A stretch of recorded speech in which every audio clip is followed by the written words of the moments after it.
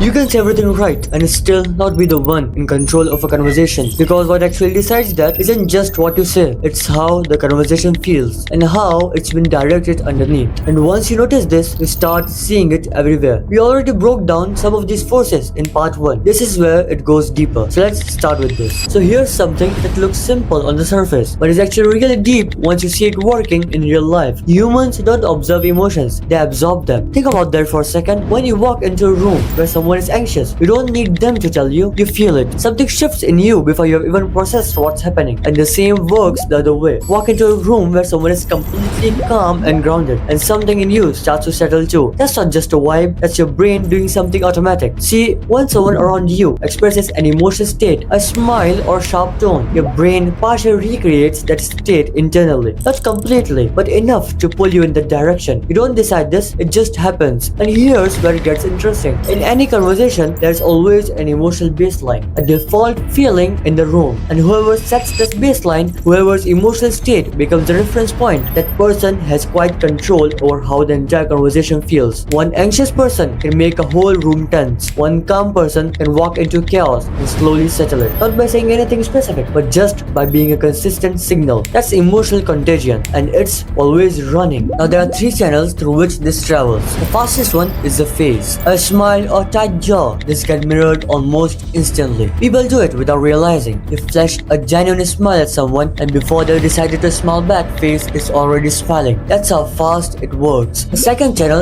is the most powerful carrier, which is the voice. Not the words, the tone. Like a fast, high-pitched voice signals urgency and anxiety, and a slow, grounded voice signals calm and control. And people pick this up before they process what you are actually saying. The tone lands first always. And the third channel is body and rhythm. Stillness and controlled movement signal calm. A restless, forward-leaning body signals pressure and urgency. Even when you are completely silent, you are transmitting something through this channel. So what does this mean practically? It means that if you are anxious, rushed, or unsettled going into a conversation, people feel that before they understand it, and they start absorbing it, which makes the conversation harder before it even begins. And this is why the fake calm doesn't really work, because faking it doesn't change the signal. People catch the inconsistency. Like the face says calm, but the voice is slightly off. The body says relaxed, but the rhythm is wrong. And subconsciously, they feel it. The real move is to actually shift your state for the conversation instead of performing one. So the first thing is to lead the emotional baseline instead of just reacting to it. Before a conversation starts, ask yourself, what should this interaction feel like? Calm, light, or direct? And express that feeling genuinely early. Don't wait for the conversation to settle into its own tone. Set it. Others will start aligning without realizing it. The second thing, don't mirror negative states automatically. And this is where most people go wrong. If someone comes in frustrated or aggressive, the default reaction is to match the energy, either by getting defensive or getting anxious or speeding up your own responses. That just amplifies the state. Instead, acknowledge what they're feeling, but hold a different emotional tone yourself. Stay grounded, stay slow, and watch what happens. There's a pull created in the opposite direction. It might not work instantly, but it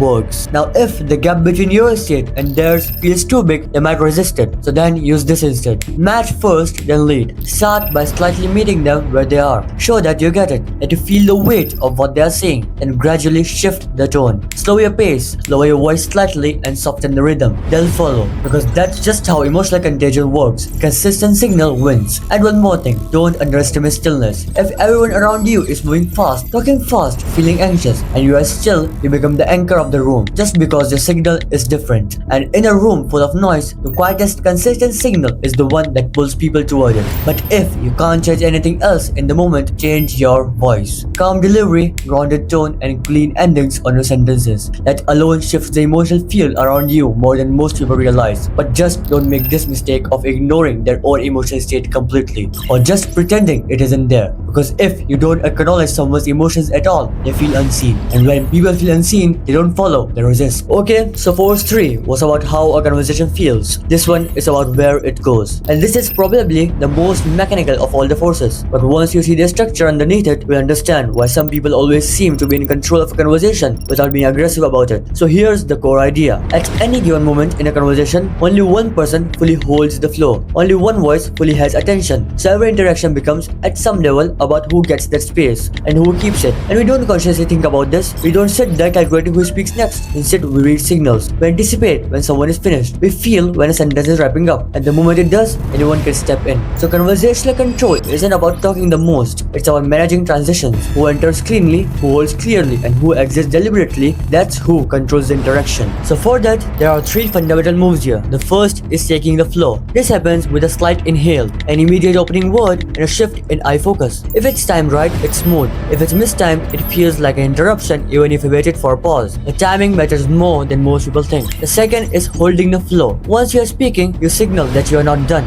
You do this by keeping slight upward continuation energy in your tone instead of letting it drop. By linking ideas together instead of leaving gaps. By using controlled short pauses and not long ones. A long pause reads as completion, and completion is an invitation for anyone to step in. And the third is giving the flow. This isn't just stopping, it's signaling clearly that you are done and directing who speaks next. You drop your tone, you look toward the person you are passing to. You let silence sit for 1 to 2 seconds. If you don't do this deliberately, you get awkward gaps, or multiple people trying to speak at once, or the wrong person picking up the thread. Whoever manages these transitions well controls the interaction. It's that simple. So now, if you're still building this skill, here's what to focus on. Don't enter on silence. Enter on completion. Watch for the sentences wrapping up, not just a pause. Pauses happen mid-thought all the time. Completion sounds different. It has a drop and a close. While you are speaking, don't drop your tone until you are actually done. The moment your voice dips like you're finishing, people start preparing to speak. If you want to keep the flow, keep a slight continuation energy until you genuinely mean to close. Control your pauses. Too long reads as finished, too short reads as rushed. Find the middle, a brief hold with presence. Your eyes is still engaged, body is still, and slight energy in the voice. That signals I'm thinking but not done. And one of the smoothest moves in any conversation is to briefly summarize what the other person said before continuing. This does two things. It shows you actually listen, and it hands you the flow naturally because you have just demonstrated you understood before moving on. People who do this constantly feel authoritative without being aggressive. And don't forget, silence is a tool here. When you stop and hold space, people feel it. They reveal more, they explain themselves further. They sometimes change their own position mid-sentences just to fill the silence you created. Used deliberately, silence controls the direction more than most words do. Next time you are in a conversation, don't just listen to what's being said. Watch who's managing the transitions. Watch who decides when things shift. That's the person in control. So here's the thing. Force 3 and Force 4 aren't separate, they run at the same time. Emotional contagion controls how the conversation feels. Conversational control controls where it goes. And when one person is doing both, setting the emotional tone and managing the transitions, they are not just participating in the conversation, they are running it without raising their voice, without being aggressive, and without even making it obvious. So now you can see how conversations get controlled. But control isn't the final layer. The next forces go deeper into how people start changing their thinking mid-conversations without any argument. That's part 3 coming soon. See you there.